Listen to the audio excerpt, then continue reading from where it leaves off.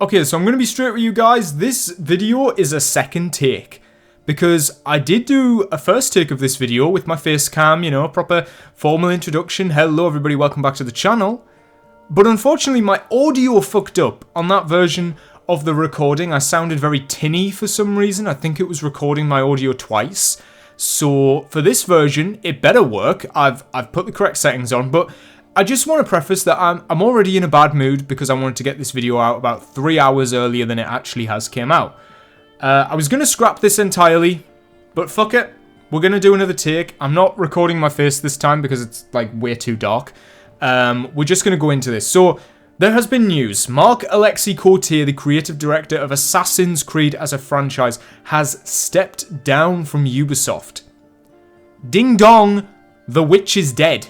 And I just want to reflect on this man's prestigious career because obviously he has been in the franchise since Assassin's Creed Brotherhood. He was the co-director of Assassin's Creed 3, which is baffling to me. As somebody who adores Assassin's Creed 3, to hear that his name is attached to it has been kind of scary to learn.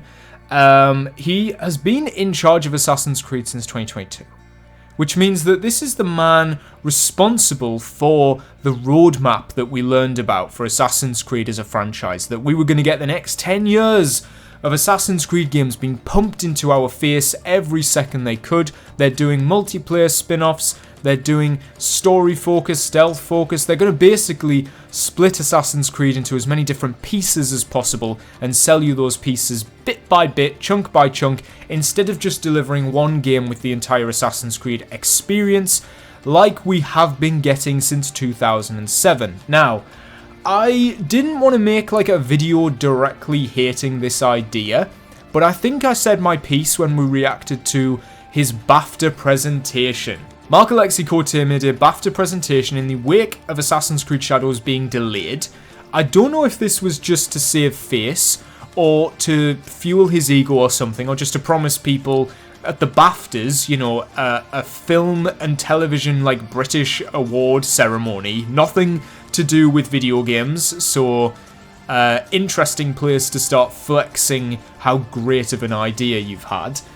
He basically, like, at this presentation, and I called him out on this, you know, I did a live stream reacting to his presentation, because everything he said, he basically just went through all of the problems Assassin's Creed has had in the past. He talked about how bad it was that they'd steered away from the modern day. He said it was terrible that Assassin's Creed Unity had forced them into a totally radical different direction with Origins. And, you know, he admitted to all these things, and then he went on to say how amazing his plan was going forward, and that he was going to revolutionize the industry. He kind of got a little bit Templar towards the end, you know, he said some strange things. And I just thought that this is a man who seems delusional. Honestly, I thought he sounded delusional. He was saying really weird things, but at the same time, you know, he's acknowledging all of the flaws with Assassin's Creed as a franchise. And he said that they were going to put a massive focus on the modern day. They were going to bring things back to what fans wanted. And he said, look, we already did it with Assassin's Creed Mirage. He patted himself on the back for that. And that makes me think that probably one of the first creative decisions he made was to turn Assassin's Creed Mirage from a Valhalla DLC into a full game. And he pats himself on the back for that. And that tells me that Assassin's Creed Mirage was the kind of game that we were going to keep getting for the next 5 to 10 years. He was going to take the big experience of Assassin's Creed Shadows, he was going to probably take the mechanics and the assets and shrink it down, and the animations, shrink it down and give us little bite-sized games. Now that could, in a way, allow smaller studios to get more creative freedom and deliver a product, you know, for the first time maybe. Because Ubisoft Bordeaux had only worked on like the Wrath of the Druids expansion for Assassin's Creed Valhalla, so getting Mirage was a massive opportunity for them, and I will commend that even though Assassin's Creed Mirage is definitely a lacking product in many, many areas, it did garner a massive fan base, and it managed to pull back a lot of old school fans who were looking for more focus with this franchise, something that resembled Assassin's Creed. So by simply sticking a hood, you know, a hooded figure on the front of the game, like box art, and having parkour and stealth be a focus, they managed to garner the fan base that they'd lost. And Marc-Alexis Côté thinks he can go on stage and start flexing how great and how well they're doing compared to how they were doing in 2014, and how Assassin's Creed has redeemed itself and is going for this massive push in the future, when you can't even prove with Shadows, with your latest release. Assassin's Creed Valhalla, Assassin's Creed Mirage, Assassin's Creed Shadows, they all follow the same formula of having a really good start and end, presentation-wise, and then everything in the middle is nothing. No development, no story, and they all follow that trend. The only difference is that Assassin's Creed Valhalla was written by Darby McDevitt, so it has room for a great narrative beginning and end, and a through line with Sigurd, Eivor, and Basim that is present throughout most of the game. Enough of the game to make them feel like characters. So look, I'm rambling. I'm gonna get to the point. Hearing that Marc-Alexis Côté has left Ubisoft, and it's so funny the reason he has left. He has left Ubisoft because of Vantage Studios being created, and he's kicking and screaming about the fact that his vision of the franchise didn't get to be realised. Like, they have already moved on, and I think it is honestly because of Shadows. Look at the backtracking we're getting because of Shadows. Like, under his leadership, the whole Yasuke drama was allowed to happen. I'm not saying that the people complaining about Yasuke were in the right. I think that the signatures, the petitions, the videos I've seen regarding Yasuke are absolutely abhorrent. I think they are disgusting. I have always... And you know what? Yasuke is the best part of Shadows. His character is the only one with anything going on under the surface. And I spoke about this in my analysis of Claws of Awaji. I've spoken about this in my review of the game. I do think Yasuke was a very positive factor for this game. That does not excuse the fact that Ubisoft have done such a terrible job of managing the backlash. Because, yes, Yasuke got a hell of a lot of backlash, and to the point where devs were getting threatened by these YouTubers, by their fan bases. They were getting rallied against, and people who were just doing their job got threatened, and for that I think Marc-Alexis Côté should have absolutely been held responsible, because he is the creative director. He is the guy backing these decisions. He's the one who is creatively running the direction that Assassin's Creed is going in. He made this decision, and he did not fight for it at all. Ubisoft were silent throughout the entire backlash, aside from one post that they put out, and it was pitiful. They basically, by cancelling, by the way, this Civil War Assassin's Creed game that featured an ex-slave, it is just further proving to me that they misunderstood the point of the backlash, because they have given into it. They have not fought against it and went, you know what, we're going to make this game anyway because we have a powerful story to tell and a narrative that demands it, and we want to tell this guy's story. No, they just went, oh, we'll cancel it because we're scared that our developers are going to get threatened again. I think that Ubisoft have a responsibility to look after their staff, and no matter what the backlash is, I think it is up to the studio to combat it. Yes, of course, the people being racist and being threatening are absolutely in the wrong, but that does not mean that you can allow them to get away with it. You are a $1 billion company. You should be able to keep your staff safe. And that's not to mention as well, of course, in 2020, Ubisoft faced a lot of backlash, to the point where I actually made a video when I was talking about Edward Kenway back in the day, 4 years ago. I made a video saying I would never talk about Ubisoft again because of how angry I was at the backlash that came out. Of course, here I am now with an Assassin's Creed channel, but it doesn't change my opinions that the controversy that happened with Ubisoft back in 2021 was crazy.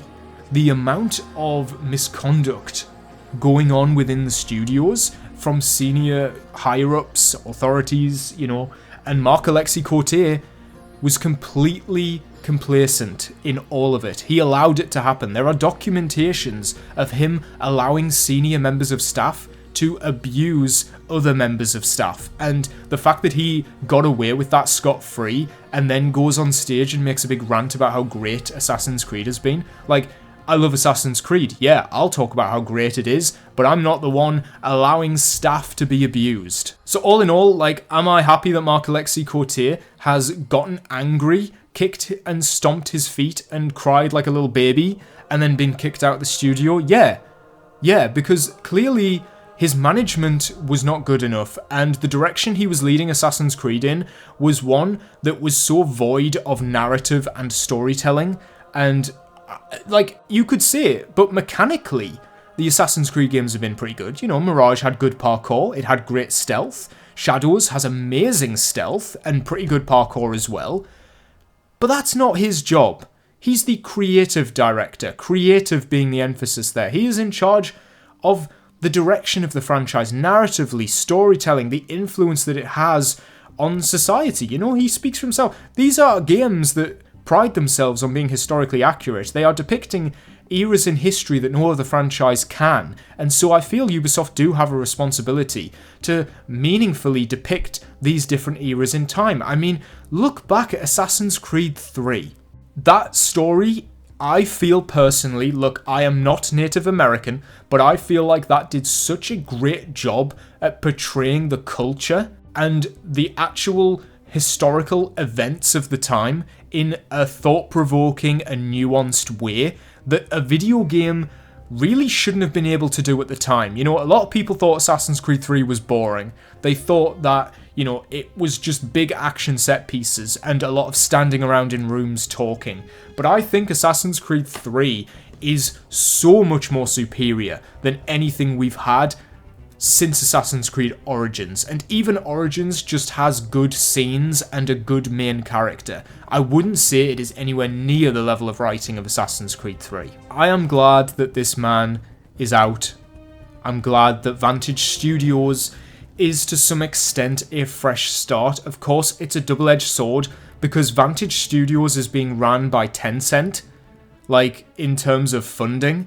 So they're going to have an influence, they're going to end up turning Assassin's Creed into something very different. And, you know, in my original recording of this video, I did talk a lot about how I think Tencent are going to have a negative impact on this franchise. But to be honest, I don't think that's what this video needs to be about. We could easily do a follow-up in a month's time talking about what Vantage Studios is going to do for Assassin's Creed. And I actually made that video 11 days ago at the time of recording this. So I've already spoke about Vantage Studios and the fact that Tencent could have a negative impact on this franchise, focusing on monetization. I think what this video is really about is the fact that the guy in charge of Assassin's Creed has left. And I am very grateful that he has decided to leave, because if he didn't get forced out of the company through being creatively, you know, pushed out and feeling unfulfilled in the decisions that they're making, I don't think he would have ever left. This is a guy who's been there for 15 years. You don't leave a job after 15 years unless something pushes you.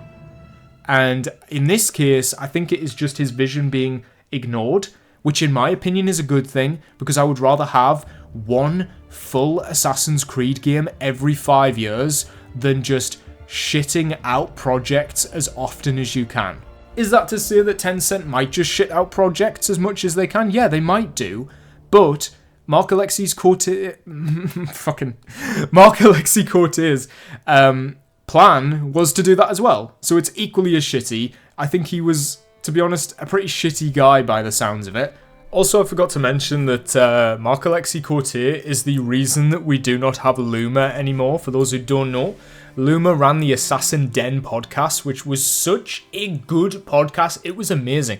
This guy was interviewing the voice actors, the writers, the creative leads behind Assassin's Creed, and we were getting fed. We were getting so much information about the making of the games, the themes, the writing. It was a tremendous podcast, and obviously it's not getting made anymore, and the reason for that is Mr. Marc-Alexis Côté didn't like the way that Luma spoke to him, and he had enough influence to basically, like, kick him off the platform, in the sense that he demoralized him so much that Luma didn't want to be part of this community anymore. And I think that says enough about this guy. It says enough about Marc-Alexis Côté. And not only the influence, but maybe, like, you know, just how fragile his ego was. So, with that said, I really hope he enjoys this video. If you like this video, hit that like button, subscribe for more Assassin's Creed content, and I will see you in a much more light-hearted video.